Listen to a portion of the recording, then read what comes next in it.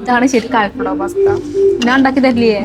അതല്ല, ഇതൊരു ഒന്നൊന്നര ചാറ്റ്പട്ടാണ്.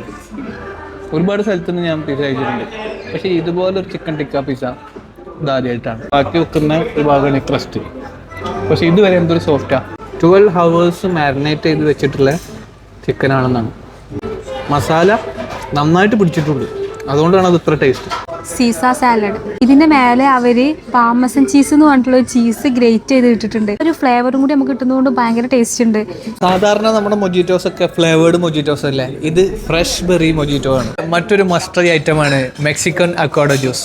ബദാസായത് പോലുള്ള ഒരു സ്ഥലത്ത് ഇത്രയും ആംബിയൻസോട് കൂടിയിട്ടുള്ള ഒരു റെസ്റ്റോറൻറ്റ് എന്ന് പറഞ്ഞാൽ അത് ഗാർലിക് റെസ്റ്റോറൻറ്റ് മാത്രമാണ്. ഒരു 30 പേർക്കുള്ള പാർട്ടി ഹാൾ വേണം, അതും ഇവിടെ അവൈലബിൾ ആണ്. ബർത്ത്ഡേ പാർട്ടീസ്, ഫാമിലി ഗാദറിങ് അതൊക്കെ ഇവിടെ വെച്ച് നടത്താം.